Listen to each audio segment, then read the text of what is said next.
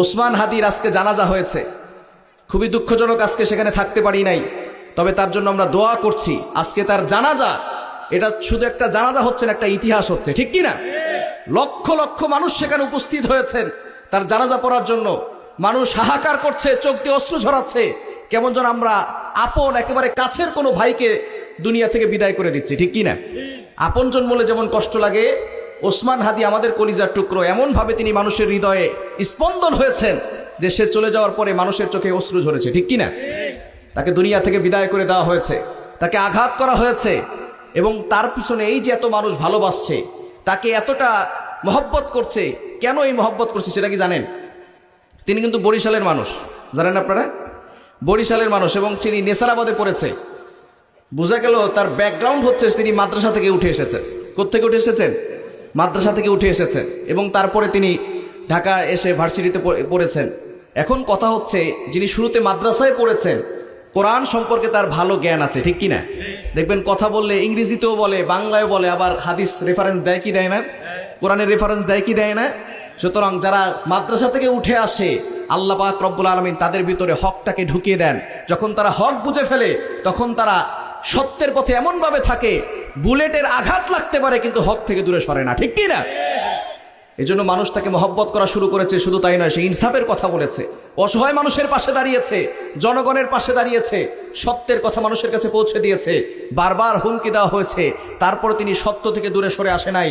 ওসমান হাদিরা মরে না, তারা অমর হয়ে মানুষের কলিজার ভিতরে ঢুকে থাকে, ঠিক কি না? তারা মনে করেছে ওসমান হাদিকে দুনিয়া থেকে বিদায় করেছে। ওসমান হাদি এমন একজন মানুষ, অনেকে বলে ঘরে ঘরে ওসমান হাদি জন্ম নিবে। আসলে এটা এক পিসি হয়, ঠিক কি না? কোরআনের পাখি আল্লামা সাঈদী এক পিসে ছিলেন, ঠিক কিনা? এক পিসে ছিলেন। অনেকে বলে অনেক মুফাসসির হয়েছে, কিন্তু তার মতো মুফাসসির এখনো কেউ হতে পারে? সে আল্লামা, কোরআনের পাখি আল্লামা আমাদের সাঈদীকে যারা দুনিয়া থেকে বিদায় করেছে, তাদেরও বিচার হওয়ার দরকার আছে না নাই? ওসমান হাদিরও বিচার করতে হবে। কোরআনের পাখি আল্লামা সাঈদীকে যারা দুনিয়া থেকে বিদায় করেছে, তাদের বিচার বাংলাদেশে আমরা দেখতে চাই। কারা কারা দেখতে চান? তো হাত তুলে আল্লাহকে দেখা। আল্লাহ পাক রব্বুল আলামিন সকলকে কবুল করেন। সকলে বলেন আমিন, আরো জোরে বলেন আমিন। আমরা প্রিয় ওসমান হাদি ভাইয়ের জন্য দোয়া করব, তার কলিজা টুকরা ছোট্ট সন্তানের জন্য। তার কত ভালোবাসা ছিল যে আবার সন্তানটাকে দেখে রাখেন, এভাবে তিনি বলে গেছেন। আমরা এই সন্তানের জন্য দোয়া করব, তার পরিবারের জন্য দোয়া করব, আমরা তার জন্য দোয়া করব। আল্লাহ পাক রব্বুল আলামিন যেন তাকে জান্নাতের সুউচ্চ মাকাম দান করেন। সকলে বলেন আমিন, একটু জোরে সোরে বলেন না আমিন। তার একটা শেষ ইচ্ছা ছিল যে আমি এই ন্যায়ের পথে থেকে, ইনসাফের পথে থেকে যদি আমার মৃত্যু হয়ে যায়, আমি যদি শহীদ হয়ে যাই, আমার কোনো আফসোস থাকবে না। তবে একটা জিনিস আপনাদের কাছে দাবি, আমাকে যারা মেরেছে, যারা খুন করবে, তাদের জন্য বিচার বাংলার জমিনে হয়। বিচার করার দরকার আছে না নাই? ডক্টর ইউনূস সাহেবকে বলতে চাই, আপনি পানির জ্বরে ভেসে ভেসে ক্ষমতায় বসেন নাই, আমাদের রক্তের উপর দিয়ে ক্ষমতায় বসেছেন, ঠিক কি না? যদি তার খুনিরা ভারতে পালিয়ে যায়, ভারত থেকে এনে বাংলার জমিনে তাদেরকে ফাঁসি দিতে হবে, ঠিক কিনা বলেন? বিচার করতে হবে, ইনসাফ কায়েম করতে হবে। শুধু মায়া কান্না দেখালেই হবে না।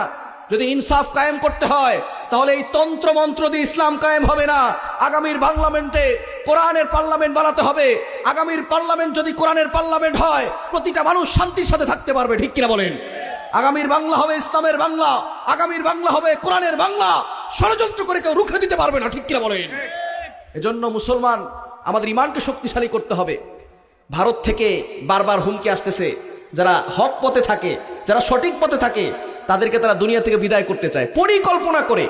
ওসমান হাদির একেবারে মাথায় গুলি করেছে, যাতে করে সে দুনিয়া থেকে বিদায় নেয়। পায়ে গুলি করতে পারতো, হাতে গুলি করতে পারতো। যদি তার পা একটা না থাকতো, তারপরে সে সত্যের পথে থাকতে পারতো, ঠিক কিনা? যদি হাত না থাকতো, তারপরে সে সত্যের পথে থাকতে পারতো। কিন্তু ডাইরেক্ট গুলি মাথায় করেছে, যাতে করে আর দুনিয়া বেঁচে থাকতে না পারে।